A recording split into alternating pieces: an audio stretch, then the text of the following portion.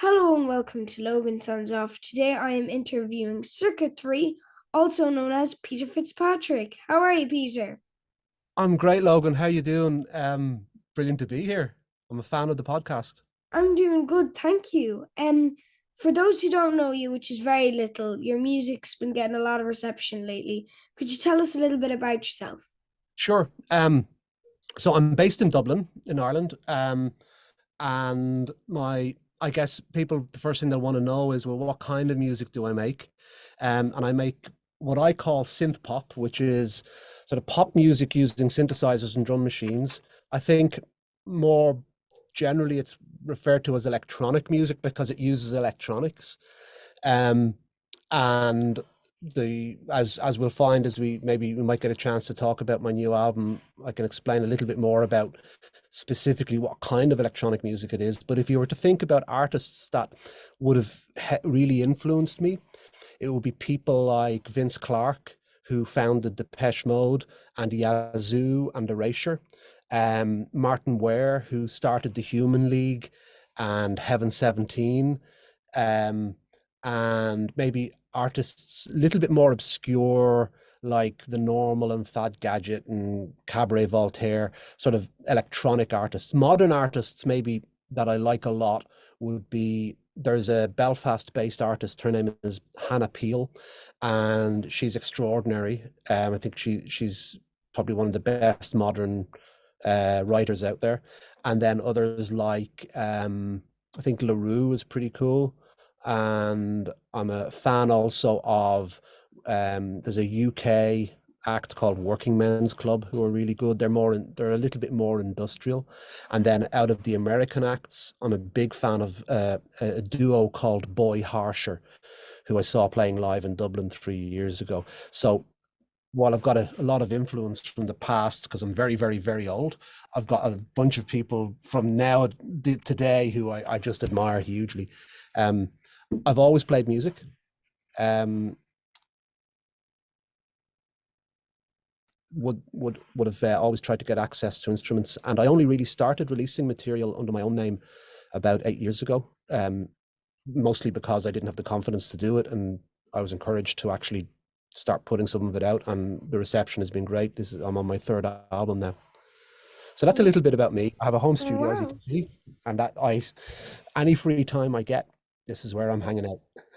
Wow, that's so interesting. And I've read that you are into Vince Clarke, and I remember seeing parts with Yazoo, and I had never heard of Yazoo, surprisingly. And then I saw Depeche Mode, and I went, I know he is a great guy, and I see why he's one of your influences. But I also read one of your influences was Paul McCartney, and I was Yes. going, Circuit3, Paul McCartney. They don't really match, not in a bad way, but they do not Not what match. you would expect, is it? So, how did Paul McCartney influence you? Yeah, that's well researched. You've caught me out there. So let me let me explain that. So um, I I first got um I first got into music around about the age of 8 or 9, maybe 10 years old. So that was back in the 70s. And the simple answer to who is the greatest band in the world would have been the Beatles. That was what everybody pretty much agreed on. So I was always fascinated by the music of the Beatles, and I've been a huge fan of them. Um, like the first album I bought was a Beatles album, Abbey Road. Um, so I was a huge fan. I've been to see Paul McCartney play live a few times. I still buy his music. And strangely enough, there is a connection between Paul McCartney and sort of electronic music like Circuit3 produces. So there's two things. The first one is Paul McCartney as a songwriter. Uh, he he he and John Lennon pretty much um, they they created the foundation for modern pop songs. Just they kicked the door in, and all these other songwriters came in writing amazing pop songs. So there's that piece. There's the song writing side of it, regardless of what instruments you're using, you have to have a good song to start with. So I've learned a lot from observing what he's done. And then the other side is in 1980, he released an electronic album called McCartney 2. And it was just him in a room a little bit bigger than this one, but using some of the available synthesizers and drum machines of the day. And he produced this album called McCartney 2, and he put it out, and there was a couple of hit singles on it, like Coming Up, which is not very electronic, a ballad called Waterfalls, which is quite electronic, and then on the album itself, there's quite experimental stuff. The critics didn't like because he, I think because he was being different and he was trying to be a little more original. And I love the album because it reminds me of some of my favorite artists. There's a Japanese group called Yellow Magic Orchestra, or YMO. And if you listen to that Paul McCartney album, McCartney 2, and you'll recognize it because it's just a picture of his face, Yeah. on the front of it. And you'll see it's on all the streaming sites. And if you listen to the sounds that he's using, they're actually the same instruments that Yellow Magic Orchestra were using in Japan at the time. I think he was listening to the Yellow Magic Orchestra. I suspect he was, and I think he was very influenced by them. And then a cool thing happened a few years ago. He reissued the album, he remastered it and put it out, but he put out a second disc of bonus tracks. And they were really experimental. And it turns out originally he wanted to put the album out with all the weird experimental electronic stuff, but I think he realized that there was no way it was going to be accepted. It was too out there. It was too different and too, for the critics and everything. And he would have been slaughtered in the music press for it. So when we finally got to hear those songs, they're really very experimental and really interesting for me anyway. So that's something now. If people want to figure out the connection between electronic music and the Beatles, there's that one. And then of course, George Harrison also did an electronic album back in the 60s. So there is actually a link, believe it or not. Wow. And I actually have to ask, because I was in my sitting room with my mom and we were decorating our Christmas tree, and a Wonderful Christmas Time came on.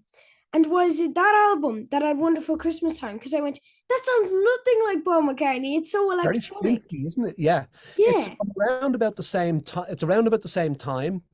I think Wonderful Christmas Time was recorded I'm trying to remember. I think it was recorded just before that McCartney 2 album, but he had a lot of synthesizers around him at the time.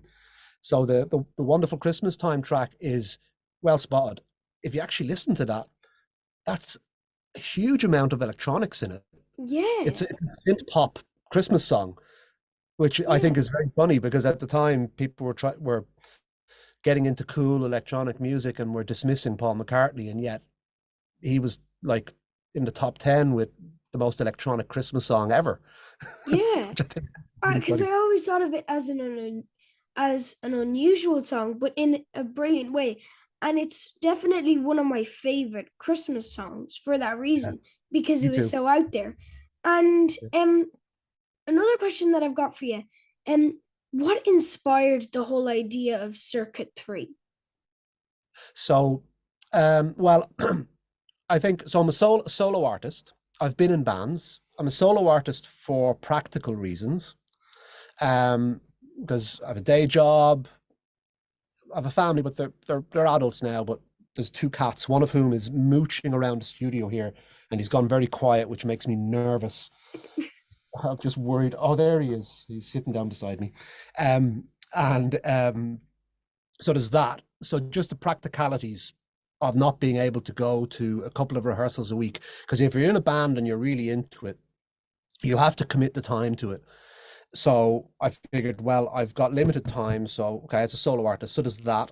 And also I like the control of being in charge and not having to negotiate and, get agreement from multiple people. So I can just do it the way I want to do it.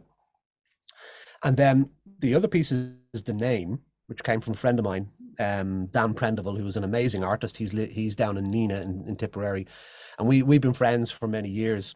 And I was telling him, "Oh yeah, I'm gonna put these songs out, this electronic stuff that I was afraid to put out because I didn't think anybody wanted to hear it." And I was trying to come up with a name, and he said, "Well, what about circuitry?" And he said, "But with the number three." And he said, "Because it's like the Irish accent, because of the way we pronounce the word circuitry." And I So thought, cool. "Oh yeah, that makes sense." And I thought, that's really clever. That's actually really clever. He's really good at words, Dan. He's really clever. And I thought, that's really cool. So I started using it. And then I've done lots of interviews like this for everything from magazines to like online shows and everything. And I realized very quickly it's not as clever as I thought, because people outside of Ireland don't get the joke. And I have to explain I have to explain what it means to everybody. No, it's the word circuitry. But if you think about the Irish accent, and you can see the penny dropping after a couple of minutes, they realize, oh yeah, it's an Irish accent thing. Okay. But I'm stuck with it now because I've Yeah, started. yeah. Um, wow, the penny just dropped for me. I don't know, is it because I don't really get it or because I just never spotted it?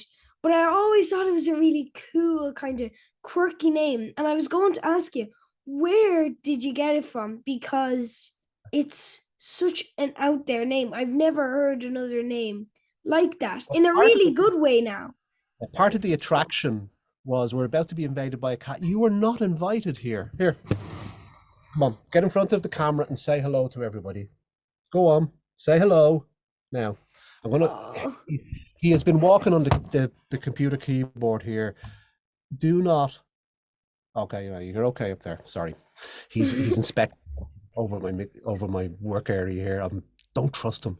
Um, but it's kind of cool because I think you have to have, if you're going to do electronic music, I think there has to be a number in the name, or it has to have it just has to have a bit of mystery about the name. Like when Depeche Mode first came out, it was like two French words, and we're like, what does that mean? And you look it up and you find out, oh, it's fast fashion. What does fast fashion wait, mean? what? Yeah, and Yazoo. Like, what is a Yazoo, and where would I buy one? And then you find out it was a blues label in America I because think Yazoo is also like a chocolate milk brand as well. it is. Yes, it Yeah, and is. banana milk as well. Yeah, it is. Yeah, and it's a very American word, and it came from a blues label, which I found out later on, and it's a place as well. It's a place called Yazoo, which but yeah, I think I do. I love the idea of a sort of a futuristic name. So could Circuit 3, could that be a place? Could it be like a district, in a science fiction film, or could it be the name of a robot, or what could it be? And so Do you know what? Wally is a good name, but I think Circuit 3 will be a great name for a robot. well, if Disney want to give me a shout, I'm willing to cut a deal with them if they want to do a branded Circuit 3 robot for their next film. That would actually be so cool. I have a robot in here. Where is it? Oh, I don't. I have a little C3PO. Oh yeah, I brought it into the house to put new batteries in it. That is so cool. A tiny C3PO. That is really cool. Yeah, some bit. I was I so I went. I used to love science fiction films, so characters like C3PO and so on are always close to my heart. Wow. Something that you're saying there with your solo career, and I can definitely get the whole not having to negotiate kind of Yeah, side of things.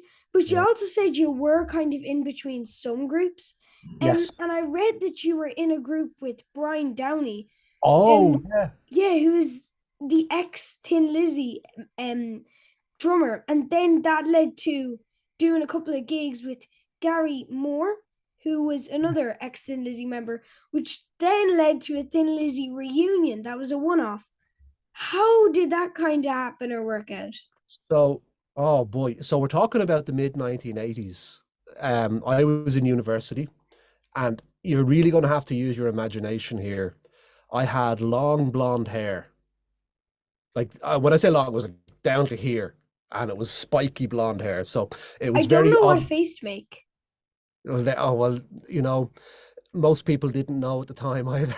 So it was.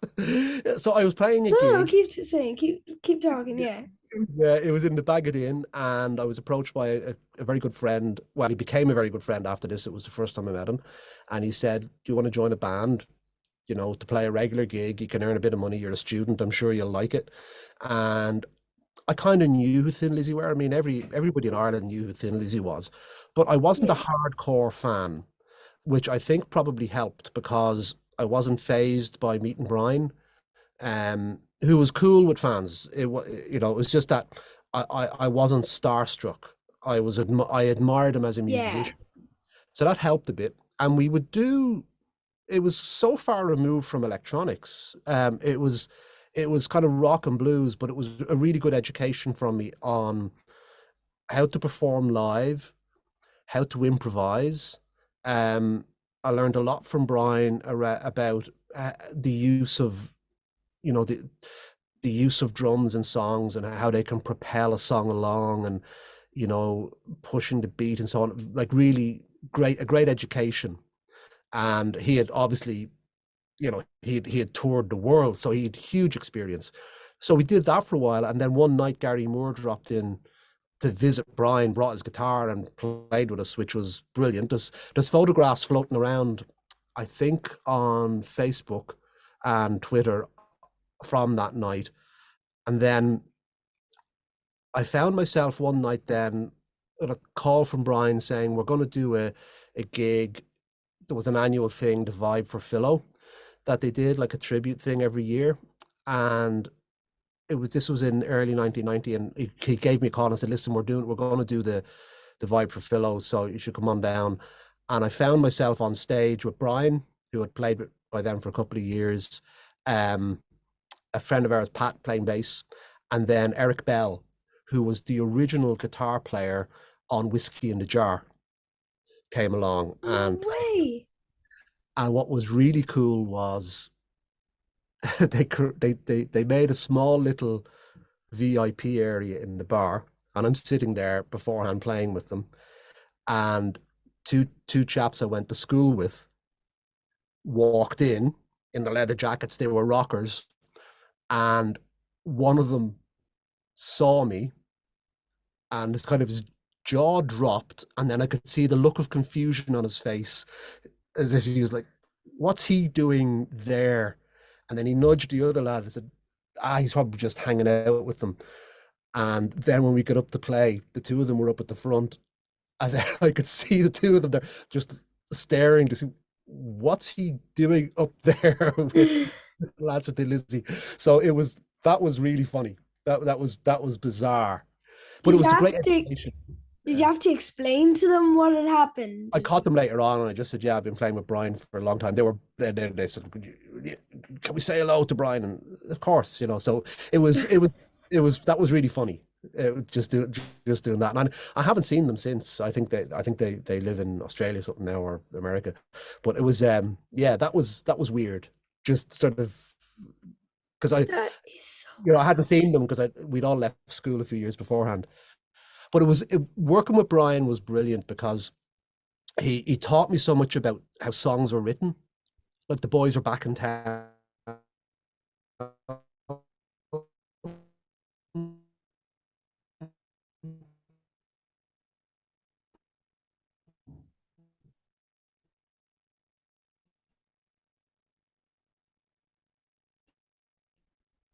Everybody knows that Thin Lizzy song. We were rehearsing it, and I said like 4 or 5 different songs. He said, yeah, songs, and we realized if we took the best bits out of each of them and joined them up, it became the boys are back in town.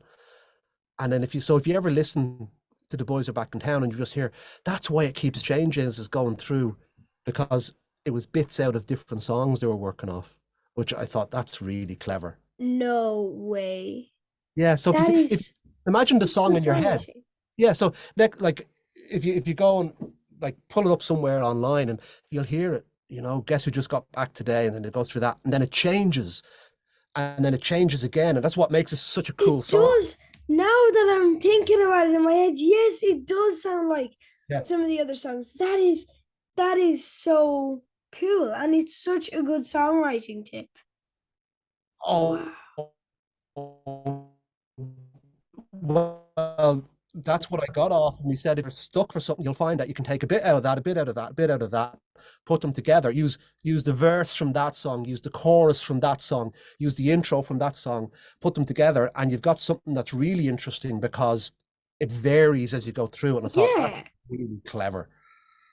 I'm just thinking, usually when I usually like sometimes work on music software, and I'm Yeah, thinking, when you're trying to match things with other songs or trying to take pieces from other songs, what I always find really annoying is the tempo on it. So I'm just thinking that would be so hard yet so cool to be yeah, able to make. yeah. And that was, yeah, there was things like that that I just learned from conversations with him, which was great, or when we'd be doing a rehearsal or something. That's really interesting. And actually, I've got a bit of a question for you here now. Um, my favorite song of yours is "Safe to Sleep." When I heard this, it sounded so familiar. It sounded really, really familiar, and in the greatest way possible. And I wanted to ask, what was the inspiration for this song? It was, ooh, boy. Um, so I'm trying to remember. So Safe to Sleep. So I've three albums. And when I finished the first album, I had a couple of songs left over that I didn't finish for it. And that was one of them. And when I remember being in this room writing it, and I was imagining that I was Gary Newman. Because It sounded so like Gary Newman, the synth on yeah. it. Yeah, and I deliberately used a couple of sounds similar to what he would have used. And I wanted to do something that would sound, because I was starting to do gigs, and I wanted to do something that would sound huge in a big PA system. So the big bass note at the beginning, and the chorus sound and the lead synth sound. I wanted something big and bombastic that would just sound massive through PA system. So that's where the I guess the that's where the idea of how I wanted it to sound came from. Definitely like a Gary Newman type of thing. And then the lyrics came from a friend of mine, Brian McCluskey, who is we've never met. We've only met online. He's originally from Derry, and he lives near California, sort of the west coast of America. And he will sometimes send me lyrics, and we've co-written a couple of things. Every album has one song that we've co-written, and I'm working on some new songs at the moment from it. He just sends me lyrics, and I print them out and go through them, and something will stick. And that came from, I think it was a dream he had or something. Like, so the lyrics don't really mean anything. They're kind of like dream lyrics, and they just fit because I'd written the backing track, and I kind of had the melody for the vocal melody, but it was all nonsense words. It just didn't, like, it was just vowel sounds and nonsense words, just so I could record, this is what I think the melody will sound like when it's sung. And he had sent me these lyrics from a dream that he had. Didn't really mean anything, like dreams are just a jumble of things. And they just happen to fit perfectly. So you'll have to ask Brian what the song's about, but I think he doesn't know himself. That is one of the greatest explanations for a song I have ever heard. It Thank you. came from my friend's dream. Yeah. Yeah, lyrics that you can spend hours on them and you'll never Oh, get there. You could just listen to one thing and you can go, that fits perfectly. That yeah. is actually so cool. And then with your album, Richard Dowling, who's known for his work with David Bowie, Foo Fighters, New Order, Yeah. he mastered your album. What was it like working with him?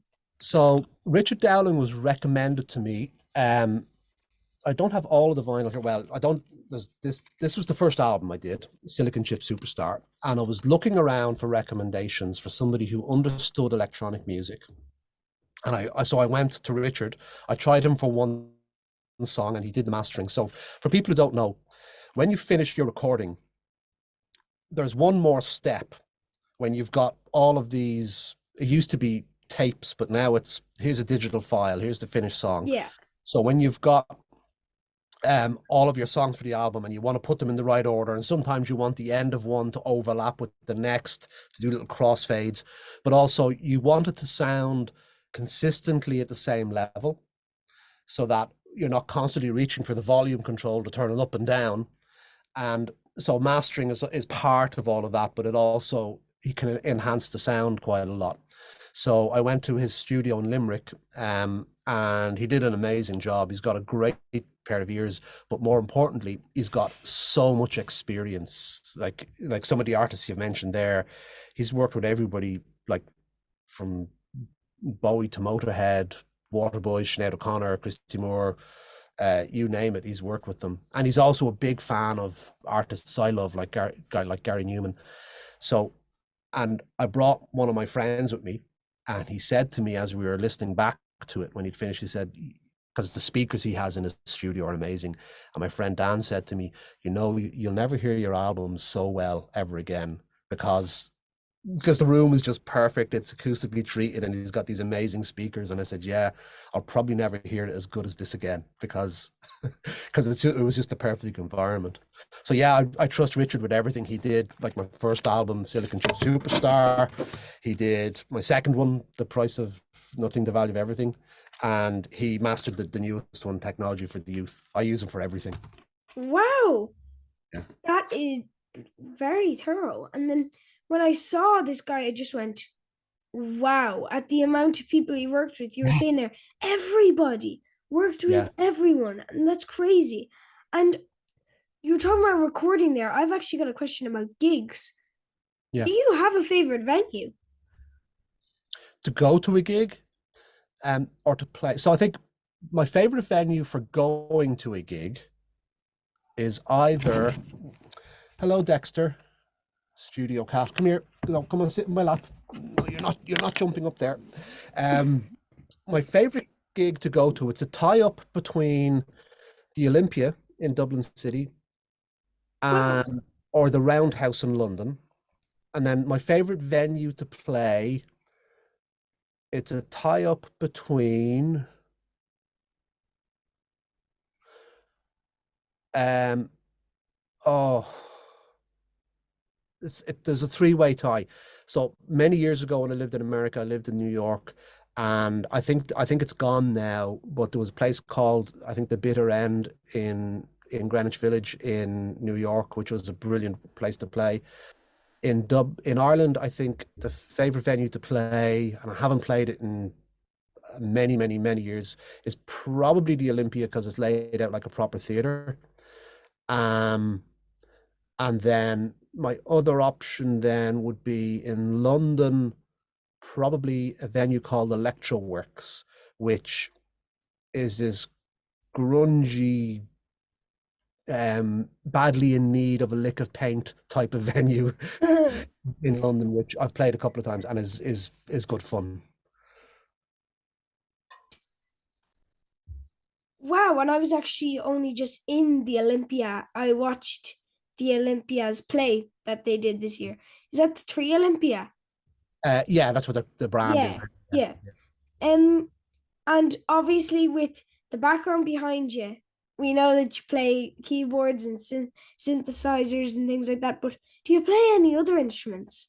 Yeah, I play a bit of guitar, so I sometimes write my songs on guitar. I'm not a very good guitar player. I could do enough to sort of to get by. I play piano, which I see as a different instrument to synthesizers. And I used to when I was very young, like I played traditional music. I mean, I've forgotten all how to do it now because it's been that long. At one point, I played fiddle and whistle and stuff. So I Wow. yeah, and I think at one stage I even played saxophone. Where if I could borrow the instrument and find someone to show me how to play it, I'd play it. But that's many, many years ago. I think now I just think of myself as an electronic musician that uses the keyboard as a way to control a synthesizer. That is really cool. And when like you see that kind of background, and when you hear that kind of music. And you played the saxophone at one point. That's crazy, but in like a really, really good way. Yeah. My final question for you, and Yeah. this is something that I really want to talk to you about, is can you tell us a little bit more about your album Technology for the Youth? And on the front where it shows, I think it's a woman pointing up. Is that Valentina Tereshkova? Ah, well done. So people listening to this are thinking, why is he talking about Valentina Tereshkova? So you've done your research. So I would say, Actually, that I didn't research that, just so you know. I oh, kind of really? guessed that. Oh, Yeah, well, I well done. guessed that. So it could be. So my daughter Alison drew the artwork, and to give you, it's intended to trigger your imagination. Yes, it could be Valentina. I think what it's trying to get across is some of the stories on the album, and people can read about the album online. There's reviews everywhere, but it's about the untold stories of the space race. So everything from we always hear, and there's nothing wrong with what they did. We always hear about the first men on the moon and all of the American achievements, which were brilliant. We hear less about what happened in other countries. We hear less about the first woman in space. We we Yeah. we forget about the animals that were sent to space. Um, we then, of course, we there's also these crazy conspiracy theories and made up stories, and I Yeah. have fun with them. They can be fun writing songs with. But on the front, if you look really careful, the person on the left is holding a planet, or is it the moon, in their hand, and it's a skeleton inside the spacesuit. Yeah, I noticed that and I went, what is that? I think now Alison will probably tell me a little more, but I think that represents the danger of space travel because it was a very dangerous thing, and it still is. But there's that, and then I think the person on the right, I think that's Valentina, and I think that's meant to represent sort of the untold stories. Like, for Yeah. example, the song Spacewalking, the slow song on one of Yeah. the songs of the album. So that was written when I read about Ed Dwight, he was meant to be the first Black African American in the NASA program, but he got messed around big time by NASA and the American government, and he never got to go. So stories like that people never hear about, and they hear about all the political interference and so on. So I think that's what the cover represents. It represents sort of a mixture of all of the themes from it. And even, on the back, the way the sort of the track listing looks like it's been stuck on, because all the planning was all done on paper. They didn't have calculators or computers to Yeah. help. So there was a lot of paper and sticking things on and figuring it out, which, when you think about it, the achievements of scientists back then were just wild, amazing. Wow. That has explained a lot for me about the album. I presumed it was about space though. So thank you for answering that question. And that's all my questions done now. So thank you so much for joining me on the podcast. Thanks so much, Logan. A real pleasure to meet you, and congratulations on the podcast. It's fascinating. Pleasure to meet you too. Bye. Bye now. Cheerio.